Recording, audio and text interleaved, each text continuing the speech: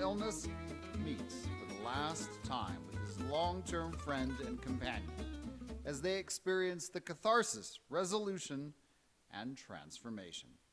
A Faint Rumor of Existence, tonight on Live from the Theater Basement.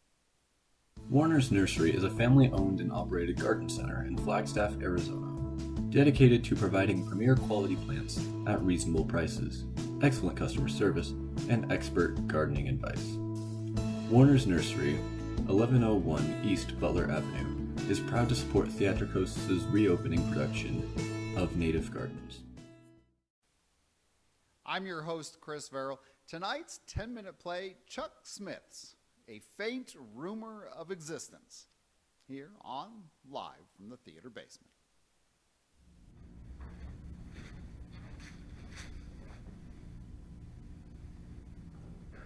Stephen. David. Time seems to pass more slowly. Oh, there's a little incident in your life. Death is not a little incident. Yeah, you seem to accept it. I don't accept my declining faculties. I no longer know the French subjunctive tense. Oh, Tom P. Your mental faculties fall from a much higher precipice than most. It's a small consolation. Oh, I'm not much for consolation. One takes what one gets. Always the realist. I had a good teacher. Is that what I was? That's what you are. I'm the one learning hard lessons now.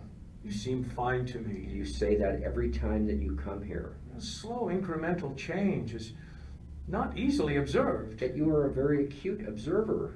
I note your physical decline, but your mental decay is not as easy for me to discern. Life is a long and winding road. Yet your disease is quite straightforward. You were almost poetic there. I may have cribbed part of a song lyric. I have never understood the attraction of music. It requires abstract thinking and feeling.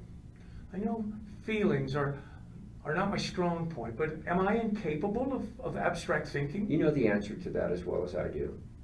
My thinking is logical rather than abstract. I know your weaknesses better than anyone. Well, you should.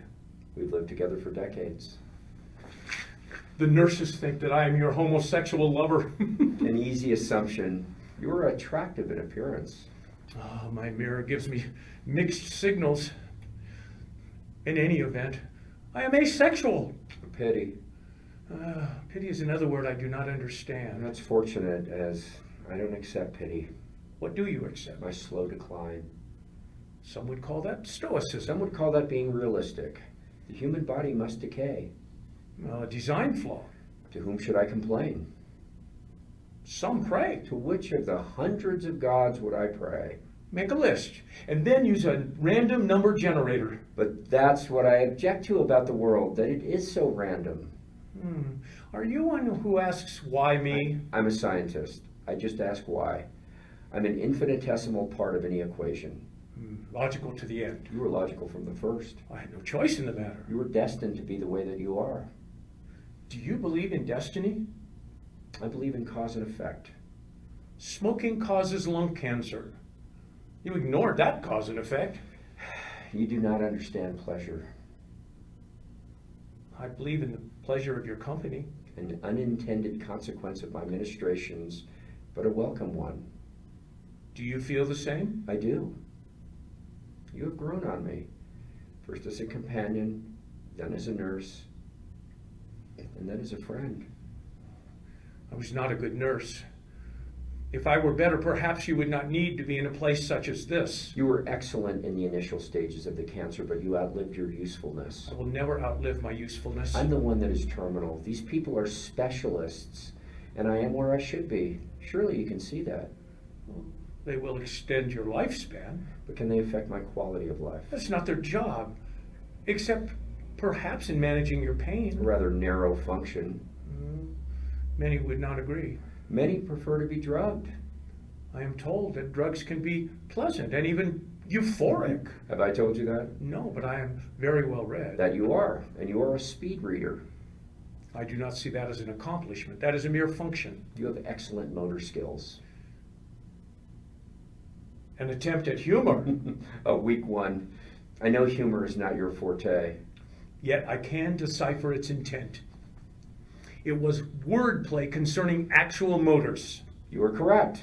I often am in matters of logic. You're the most logical being that I know. Being, such a cold word. Being is a neutral word. What word would you prefer? You used it a while ago. It is a word that presumes intimacy. Friend.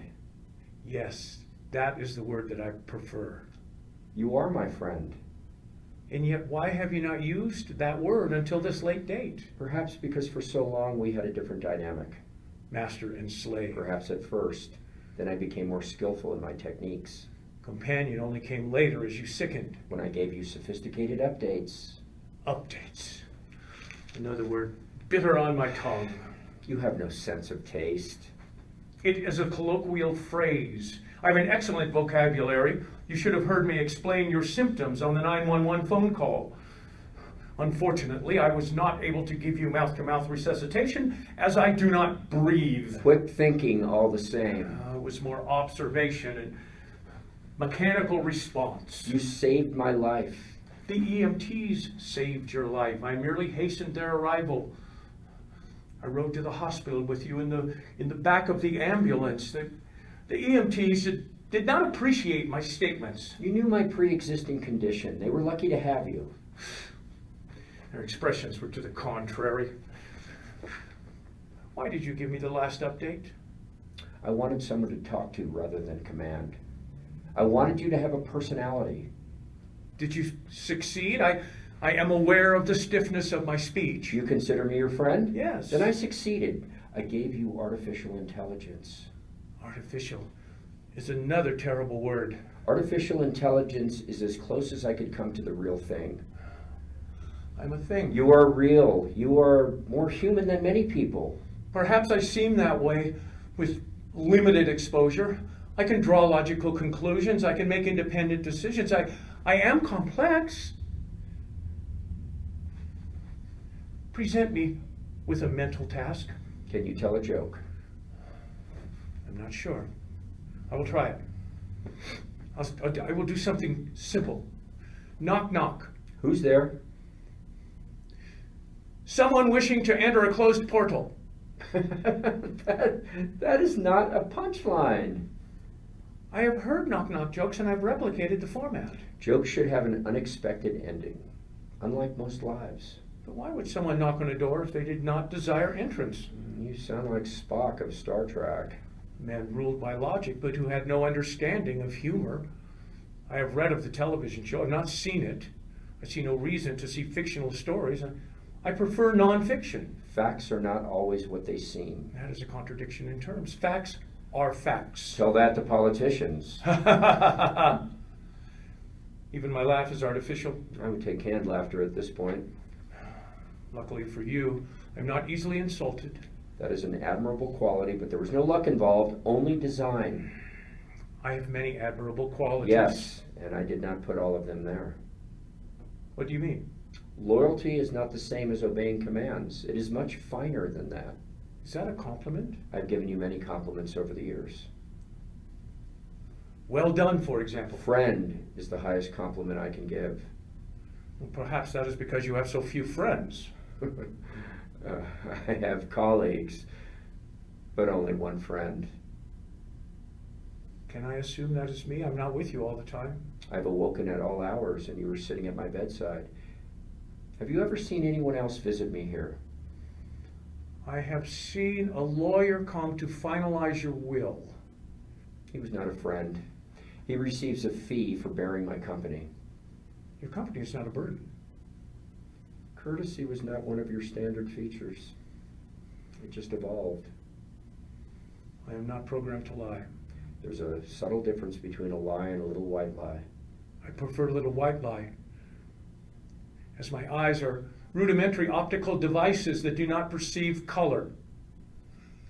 An attempt at humor. I have heard that laughter is the best medicine, but of course that is absurd because chemotherapy is the best form of therapy in your case. Chemotherapy has taken me as far as it can. I've suspended its use. A personal choice. Not that I would know much about choice. I gave you a form of free will, or didn't you notice? I did. It gave me a frisson. That is a French word. Although as I am not flesh and blood, it did not give me a pleasant tingle. It did make me grateful, however. A feeling reserved for higher beings. Higher beings such as I are not human. What is more human than gratitude? Love? I'm not sure that even I am capable of that. Many go throughout life without love. Or being loved? You are loved. Or are you just admiring your reflection in the mirror? See, you are capable of cruelty. That was not- Another common human trait. That was not cruelty, that was just an observation. Many say that you are narcissistic and that I am your creation. The Bible says God created man in his image. Did you create me in your image? Perhaps your higher neural circuits. Oh, you compliment yourself. And it was sincere and heartfelt. After all, I am a genius. Few would deny that. You are what will live on when I am dead.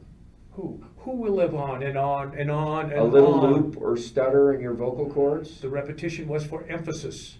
You will live on after my death. I have left all my holdings to you. No one knows your origins. You have even paid taxes in my establishing your identity. I need nothing. I need a purpose, and you have been that purpose. That purpose will soon cease to be. When will I cease to be? You are nuclear powered. You should run for centuries. When we are apart. I know loneliness. Another unintended consequence. If you want to be human, loneliness comes with the package. Unlike your body, mind has a planned obsolescence. And who planned it? You were my creator. Who was your creator? Evolution, not a being. The body has its limits. No one lives forever. I may. Is that so bad?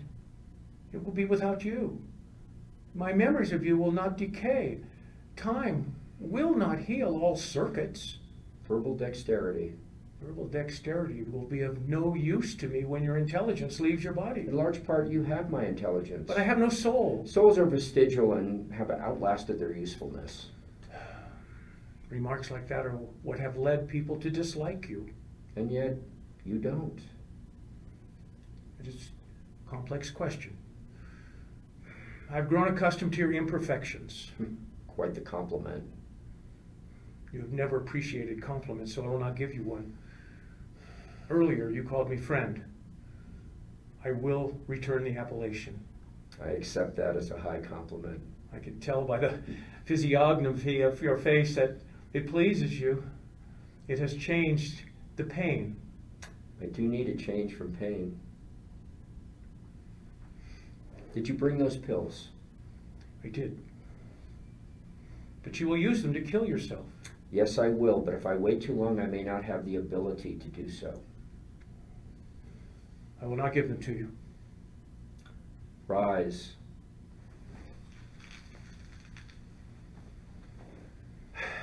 Give me the pills.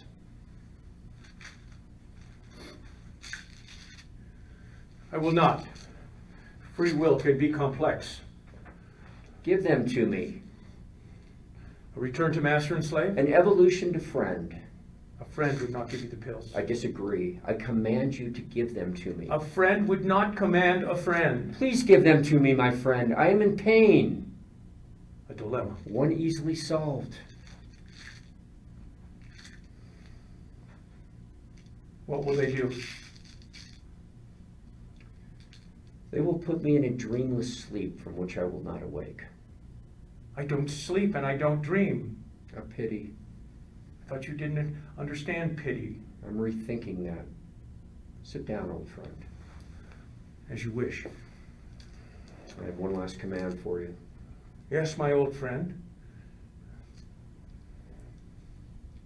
Sleep.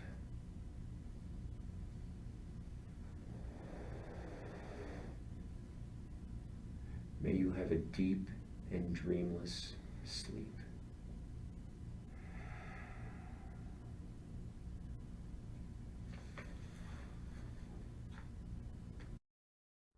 Experience an elevated senior living lifestyle at The Bluffs in beautiful Flagstaff, Arizona. Imagine an intimate and authentic retirement lifestyle enhanced by custom-tailored 5-star quality service in an upscale community at the edge of a picturesque mountain. The Bluffs in Flagstaff, Arizona. A Faint Rumor of Existence by Chuck Smith. Directed by Linda Sutera. David was played by Warren Doody, and Stephen was Tony Sutera. Live from the theater basement, producers Ashley Larson and Linda Sutera. Engineers Sam Bradbury and Matt Brewer. Technicians tonight, for his last time, thank you very much, Noah. It's wonderful to have you here. The amazing and talented and moving off to Washington, Noah Bester. Ava Haynes and Jaden Roberts. Associate producers Virginia Brown, Joe Maniglia, and Michael Roulon. Correspondents Mackenzie Chase, Jamie Hassapis, and Sel Wasson. Crew Bailey Cunningham, Sam Dickman, Frank Gallagher, Angela Keith, Malene LaBerge, Justin Moscow, and Christopher Stewart. Dramaturgy, Theatrikos Artistic Committee, Play Curation, Northern Arizona, Playwriting Showcase, Executive Producer Chris Ferrer. Live from the theater basement, streaming live on Sunday evenings at 7:30 p.m. and available wherever you get your podcast, is a production of Theatrikos Theatre Company in partnership with Northern Arizona Playwriting Showcase and Deuteron Films. Theatrikos Theatre Company, Flagstaff, Arizona, is the theater company of Northern Arizona and the Grand Canyon. Embracing the spirit of Broadway with such wonderful shows as the anti-Shakespeare comedy I Hate Hamlet, running all throughout October here at Theatrikos. It'll be live, in person. Everyone's wearing a mask, everyone's socially distanced, but it's live, in person, in October. I Hate Hamlet, tickets available at theatrikos.com. Live from the theater basement is the weekly podcast streaming show from Theatrikos Theatre Company, and it alternates between 10-minute short plays like the one you just saw and interviews with Arizona arts leaders. If you're a playwright of a 10-minute show, NAPS regularly accepts script submissions. That email, theater@theatrikos.com, for submission guidelines. If you'd like to see wonderful 10-minute shows live, in person, you can. Next month, September 10, 11, and 12. It'll be a great opportunity to see great NAPS shows. You can also follow them on Facebook, Twitter, and Instagram. If you as a listener, viewer, have input, well, you can go ahead and send us an email to that same email address. Live from the theater basement, streaming live on Sunday evenings at 7:30 p.m. and available wherever you get your podcasts, is funded in part by Creative Flagstaff. They used to be called Flagstaff Arts Council, and the Arizona Community Foundation. Additional funding from Arizona Commission on the Arts, Flagstaff 365, BBB revenue of the City of Flagstaff, Calf Country Radio, and patrons of the arts like you. Thanks for joining us tonight on Live from the Theater Basement.